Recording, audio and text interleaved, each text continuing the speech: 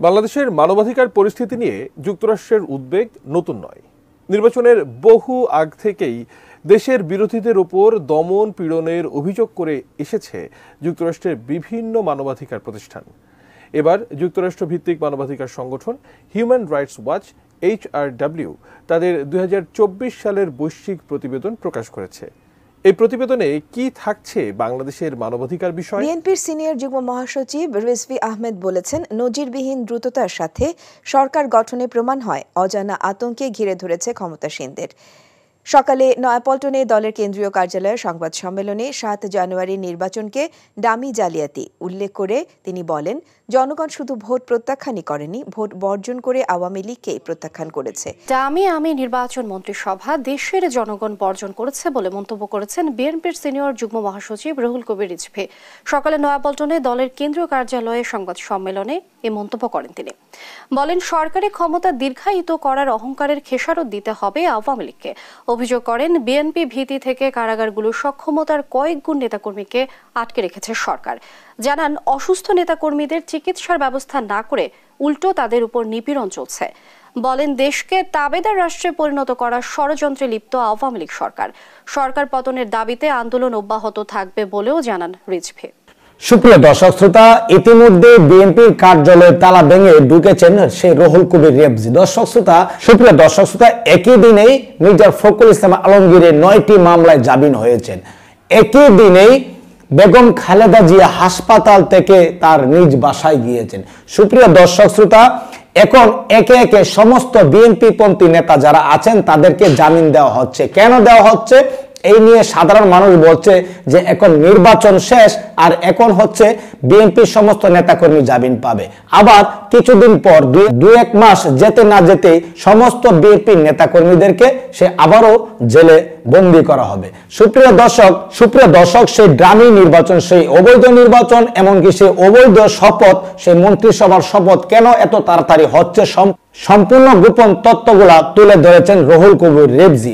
দর্শক শ্রোতা, আমরা সেই ভিডিওতে চলে যাব। নতুন করে বিএনপির আবারও কি আন্দোলন আসতে যাচ্ছে, সম্পূর্ণ তথ্যটি জানতে হলে আজকে পুরো ভিডিওটি দেখুন। আমরা সেই ভিডিওতে চলে যাব।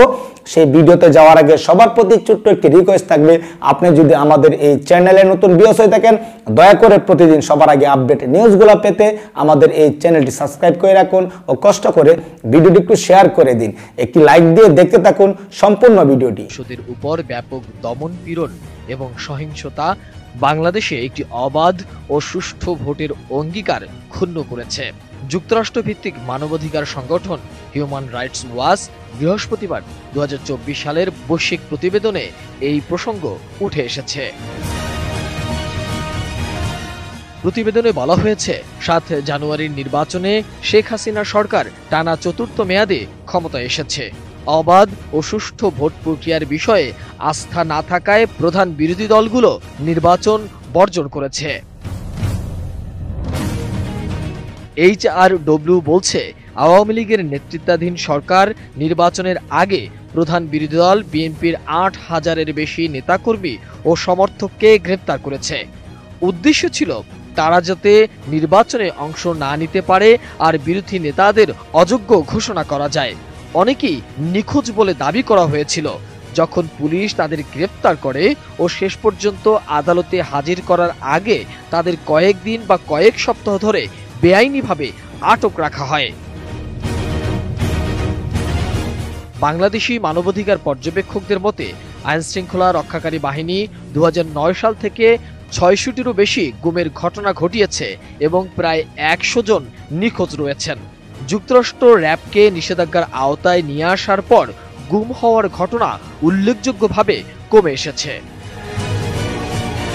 হিউম্যান রাইটস ওয়াচের এশিয়া অঞ্চলের উপপরিচালক মীনাক্ষী গাঙ্গুলি বলেছেন, বাংলাদেশের প্রধান বাণিজ্য অংশীদারদের উচিত তাদের ব্যবসা বাণিজ্য অব্যাহত রাখার শর্ত হিসাবে আইন শৃঙ্খলা রক্ষাকারী বাহিনীর নিপীড়নের বিষয়ে একটি স্বাধীন তদন্তের জন্য জোর দেয়া। গুরুতর মানবাধিকার লঙ্ঘনের ঘটনায় জবাবদিহির অভাব একটি দুর্নীতিগ্রস্ত সংস্কৃতিকে উস্কে দিচ্ছে। ফলে রাজনৈতিক দৃষ্টিভঙ্গির জন্য এমনকি ঘুষ দিতে ব্যর্থ হওয়ার কারণেও আইনশৃঙ্খলা রক্ষাকারী বাহিনীর হাতে নিহত বা নিখোঁজ হওয়ার ভয়ে থাকেন বাংলাদেশিরা।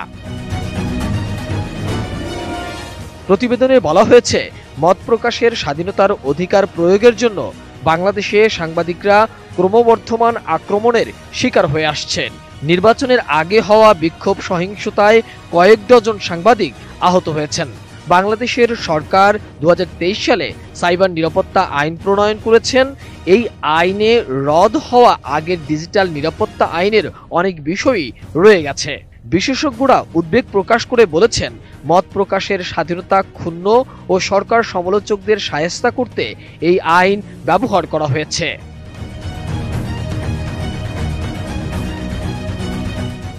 এদিকে বাংলাদেশের গণতন্ত্রের প্রশ্নে যুক্তরাষ্ট্র আগের অবস্থানে আছে বলে জানিয়েছে যুক্তরাষ্ট্রের জাতীয় নিরাপত্তা পরিষদের কৌশলগত যোগাযোগ সমন্বয়ক জন কির্বি। অসুস্থ নেতাকর্মীদের চিকিৎসার ব্যবস্থা না করে উল্টো তাদের উপর নিপীড়ন চলছে। বলেন, দেশকে তাবেদার রাষ্ট্রে পরিণত করার ষড়যন্ত্রে লিপ্ত আওয়ামী লীগ সরকার। সরকার পতনের দাবিতে আন্দোলন অব্যাহত থাকবে বলেও জানান রিজভী। যদি একটা বৈধ নির্বাচনের মাধ্যমে কিছু হতো সেটা নাই বলা যেত। এটা তো সব দিক থেকে বর্জন করেছে জনগণ, এটা নিয়ে কথা নাই। আর ডামি আর আমরা নেই। এত আত্ম অহংকার 5 বছরই থাকবে এরকম আরো অনেক অহংকার করেছেন অনেক ফ্যাসিস্টরা, অনেকদিন থাকারও চেষ্টা করেছেন, কিন্তু পরিণতি হয়েছে অত্যন্ত করুণ। দেশের মালিক জনগণ, সেই তার সাথে যারা প্রতারণা করে তাদের এইরকম মূর্খের অহংকার তারা করতেই পারেন, কিন্তু এটার জন্য খেসারত তাদেরকে দিতে হবে। অভিহিত করে তিনি বলেছেন, কত ভোট পড়েছে তা অনুবীক্ষণ যন্ত্র দিয়ে দেখতে হবে।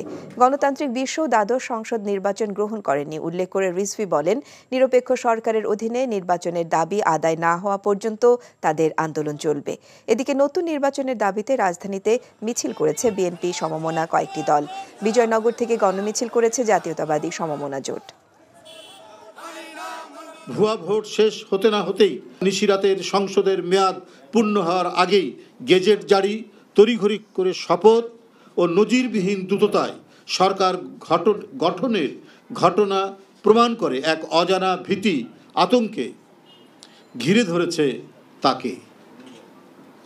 এটা একটা রহস্যজনক বিষয় বলে সবাই মনে করছে। আমরা তো এই মুহূর্তে জনগণের শক্তি নিয়ে আমরা লড়াই করছি। হ্যাঁ, লড়াইয়ের যে পর্যায়ে যাবে সে পর্যায়ে তাদেরকে ছেড়ে দিতে হবে ক্ষমতা। 2% নির্বাচনকে 42% নির্বাচন করছে, এই জালিয়াতি জন্য সিসিরও বিচার হবে। আপনারা সেই রুহুল কবির রেবজির কথাগুলো শুনতে পারলেন। সেই কথাগুলো শোনার পর যদি আপনার মনে কোনো মন্তব্য থাকে অবশ্যই কমেন্টস করে জানিয়ে দিবেন। দয়া করে ভিডিওটি শেয়ার করে দিবেন। সবাই ভালো থাকুন, সুস্থ থাকুন। দেখা হবে আবারও পরবর্তী নতুন একটি আপডেট নিউজ নিয়ে। আল্লাহ হাফেজ।